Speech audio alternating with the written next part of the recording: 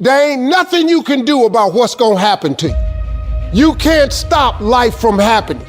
You can do something about it. Life is 10% what happened to you, is 90% what you do about it. You got to stop tripping every time something happened to you like it's the end of the world. It ain't. Just change your mindset. If you change your attitude, you change your altitude. If you want to be the best, you watch the best. You look at the best. You watch them and you have their lifestyle. Don't be like this, have their lifestyle. And it'll take you anywhere you want to go. That's the only way you ever get where you want to go. You have to take a path that's dangerous, and most people want to take the safe path. The safe path leaves you stuck in quiet desperation almost every time. It's hell. Motivation is a feeling that comes and goes, and it doesn't matter whether it's there or not. Discipline is infinitely more important. So no matter how you feel, get up and do what you're supposed to do. That's it. And that's discipline. It's not motivation. If you only did what you were supposed to do when you were motivated to do it, that's leaving it to chance. But if you're disciplined, you go do what you're supposed to do. That's the way it works. It's more important to own your weaknesses. You got to really triple down on those, man. Because why? You want to become a full human being. We like to run away from weaknesses. Like for instance, if you're good at running, all you want to do is run. If you're great at reading, you have several books. But we don't do those things that we're not good at. So for me, I realized, man, like I keep on running away from these things I'm not good at. I have to dive into these things. I have to become one with these things. So I own them both. And I talk very openly about them both. I think what happened when I was homeless, I saw working out as a way for me to build calluses on my mind. I had to callous over the victim's mentality. I always equated training to mental toughening. Like, it always looked brutal. People waking up early and doing all these things, and it looked horrible. I was like, wow, man, I gotta start doing that. Not to get better, bigger, and stronger, but that is what's gonna build me. That looks uncomfortable.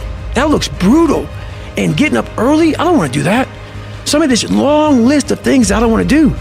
And through that, I found myself. So I started seeing myself very differently than the average human being. I was like, hang on a second. I have something they don't have. And that's when I started to develop these things through working out. It was this great, never-ending work ethic. And through work ethic, I developed self-esteem. I believe that everybody has a gift. Every single human out there listening right now, you have a gift. The thing that you have working against you is you have all these other people now, right? 30 years ago, 20 years ago, we didn't have Instagram. We couldn't watch people and emulate them. We sort of had to learn our own little craft as we went, all right? But now we get to see what everybody's doing. And our tendency as humans is to emulate the style or the personality or the way that someone speaks or the way they do their content and all these different things. But here's the thing that you don't understand, is that by doing this, you are actually keeping yourself from becoming great. Because the most that you could ever be when you do these things is a watered down, lesser version of what someone else is doing, all right?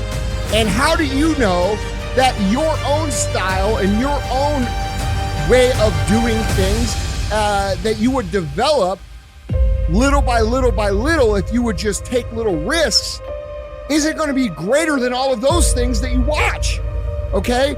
You cannot be great being a lesser version of what already exists. You can only be great when you execute against your own potential and do your own development. And that means getting up there and looking like a clown. And it means taking little bitty steps forward every single opportunity you get. it was a beautiful awakening. It's like when you're living in your parents' home, they are the enemy. You know, everything you don't do right is because of them. And then when you're on your own and you had to say, you start making mistakes that you made when you were at home, it's like you can't put it on mama now. Mama not with you no more. You can't put it on daddy and say, my father was too hard. I had a curfew. You know what I'm saying? They wouldn't let me party past 12. Like I had all these excuses why I wasn't successful because of my parents. You finally have what you always wanted, control over your life, and you're getting the same results. If you really want to change, you have to take personal responsibility. I think the company is where it is, and people follow me because they don't hear a bunch of excuses they hear, yo, E, you coming at me hard, but it's the truth. Like, I know what I'm doing wrong, and I just need to make the adjustment. So I would say personal accountability and personal responsibility is what took me from being homeless and a high school dropout to the #1 motivational speaker in the world.